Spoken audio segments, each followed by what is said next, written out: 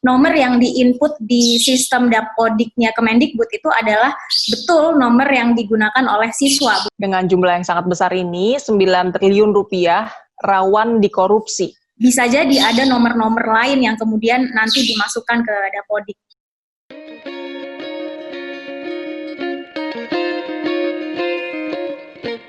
Halo netizen, ketemu lagi sama saya, Kori Olivia dari Tagar TV. Dan saat ini saya sudah bersama dengan peneliti dari Indonesia Corruption Watch, Almas Syafrina. Halo Mbak Almas. Halo Mbak Kori, selamat siang. Selamat siang, sehat Mbak Almas? Sehat, Alhamdulillah. Alhamdulillah. Mbak Almas, ini kita mau bahas tentang kebijakan Kementerian Pendidikan dan Kebudayaan yang akan memberikan subsidi paket internet gratis nih, sebagai penunjang pembelajaran jarak jauh. Nah, subsidi ini diberikan selama 4 bulan, dari September sampai Desember 2020, dengan anggaran mencapai 9 triliun rupiah. Wah, cara mendapatkan paket internet gratis ini adalah pulsa langsung dikirim ke nomor telepon siswa, nomor handphone siswa. Setiap peserta didik dapat kuota internet gratis sebesar Rp35.000 atau 35 GB per bulan. Bagaimana pendapat Mbak Almas tentang program ini?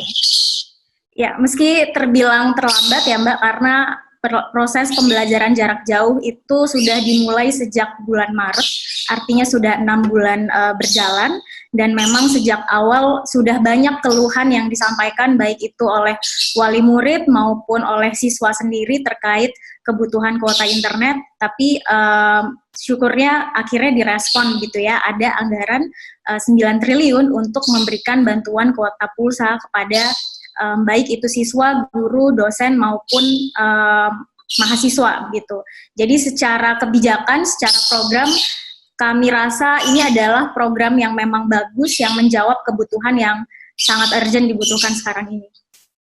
Tapi memang ada beberapa hal yang perlu diperhatikan agar kemudian program atau bantuan ini betul-betul sampai kepada orang yang membutuhkan, atau dalam hal ini guru, murid, mahasiswa, dan dosen. Oke. Ini banyak yang khawatir nih Mbak Almas, anggaran kuota dengan jumlah yang sangat besar ini, 9 triliun rupiah, rawan dikorupsi. Menurut Anda, bagaimana seharusnya mekanisme pelaksanaan anggaran tersebut agar tidak ada celah korupsi?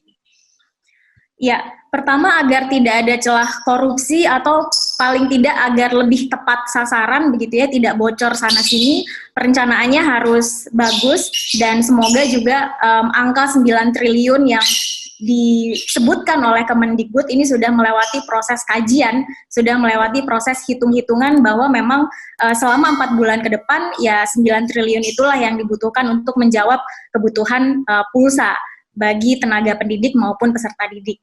Kemudian yang kedua, ini kan saat ini sedang berlangsung proses input atau rekap nomor siswa yang nantinya akan mendapat pulsa dari Kemendikbud. Nah, semoga dalam proses ini juga prosesnya berlangsung akuntabel begitu ya, juga ada proses verifikasinya bahwa memang nomor yang diinput di sistem Dapodiknya Kemendikbud itu adalah betul nomor yang digunakan oleh siswa, bukan nomor-nomor lain. Dan saya rasa dengan proses, dengan ada data nomor induk siswa, kemudian kalau bisa ada NIK dan lain-lain, itu juga bisa menjawab kekhawatiran bahwa bisa jadi ada nomor-nomor lain yang kemudian nanti dimasukkan ke Dapodik. Oke. Nah, ini kan memang yang diberikan sama Kemendikbud saat ini hanyalah kuota gratis gitu ya. Tapi kalau kita lihat-lihat, masalahnya nggak cuma di kuota internet gitu.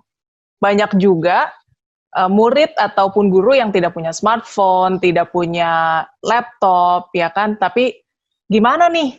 Sementara sekarang pembelajarannya jarak jauh terus, ya kan?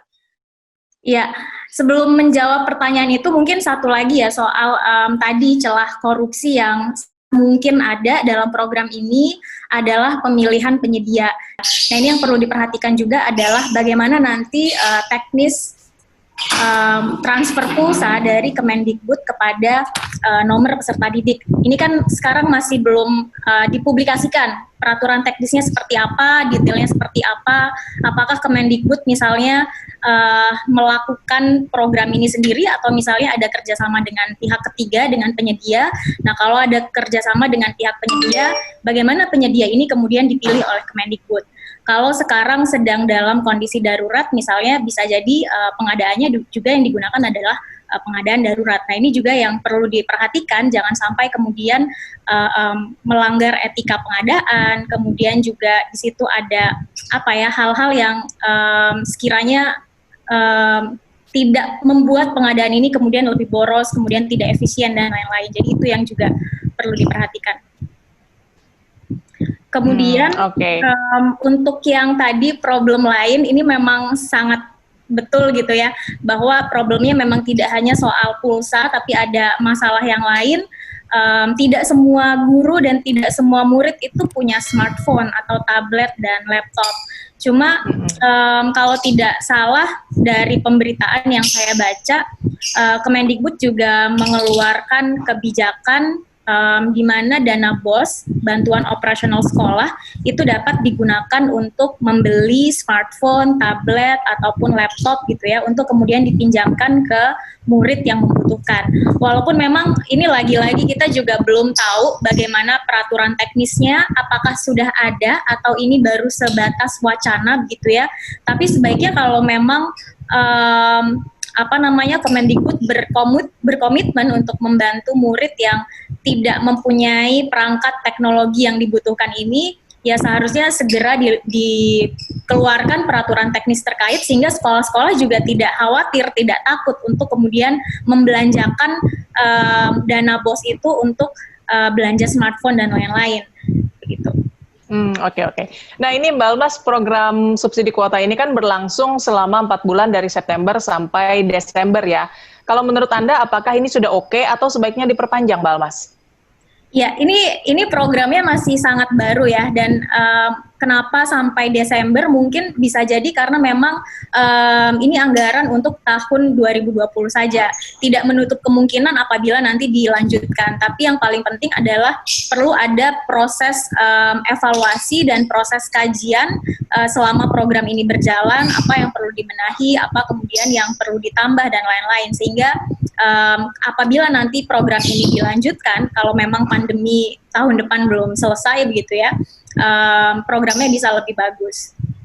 Juga mungkin yang perlu dilakukan selain tadi soal program pemberian kuota pulsa, kemudian dana BOS untuk meminjamkan perangkat elektronik untuk siswa, mungkin yang perlu diperhatikan adalah bagaimana kesiapan guru dan kesiapan murid untuk melakukan pembelajaran jarak jauh. Karena walaupun ini sudah berjalan 6 bulan, tapi kalau kita lihat baik itu dari pemberitaan maupun media sosial, itu banyak juga begitu ya keluhan-keluhan baik dari murid, wali murid ataupun guru terkait pembelajaran jarak jauh. Apakah kurikulum yang sudah disesuaikan itu sudah ada atau bagaimana, itu juga mungkin perlu diperhatikan. Oke. Nah ini pertanyaan terakhir Mbak Almas, anggaran kuota 9 triliun rupiah ini apa yang harus dilakukan oleh Kemendikbud untuk menghindari kecurigaan masyarakat? Ya, pertama programnya harus dilakukan secara transparan dan akuntabel begitu ya. Mungkin perlu ada semacam report bulanan begitu, dalam bulan September sudah berapa sih pulsa yang atau kuota internet yang disalurkan kepada siswa, kepada berapa guru dan lain-lain begitu ya. Kemudian apa hambatan yang dihadapi, dan ini juga jangan sampai, kalau kita perhatikan di sirupnya Kemendikbud itu kan ada juga pengadaan untuk pemberian kuota internet kepada universitas ya, baik itu untuk mahasiswa ataupun dosen. Nah, jangan sampai kemudian ada tumpang tindih juga. Jadi nanti Kemendikbud juga harus membuat pengadaan atau menginformasikan pengadaan terkait program ini juga setransparan mungkin, sehingga publik juga tidak bertanya-tanya terkait penggunaan dana 9 triliun ini. Kemudian yang kedua, balik lagi tadi perlu evaluasi gitu ya, dan kami harap juga kalau nanti memang ada kerjasama dengan pihak ketiga, itu juga secara transparan dipublikasikan kepada publik. Apakah akan merujuk kepada provider tertentu, vendor tertentu gitu ya, atau tidak. Seperti sekarang Kemendikbud sudah banyak melakukan MOU dengan Telkomsel. Apakah nanti untuk program ini akan menggunakan satu provider atau itu akan menyesuaikan dengan provider apa yang digunakan oleh siswa, murid, guru, dosen dan lain-lain gitu. Karena balik lagi ini kan provider kuat di Jakarta belum tentu juga kuat di daerah-daerah. Jadi itu juga harus disesuaikan dan diperhatikan. Oke, Mbak Almas, terima kasih banget sudah mau meluangkan waktu ngobrol sama Tagar TV. Sukses terus, Mbak Almas. Ya, terima kasih, Mbak. Netizen, demikian perbincangan saya bersama peneliti dari Indonesia Corruption Watch, Almas Syafrina. Subscribe channel YouTube Tagar TV dan klik loncengnya juga untuk mengikuti video menarik membahas topik terhangat hanya untuk Anda. Saya Kori Olivia dari Tagar TV.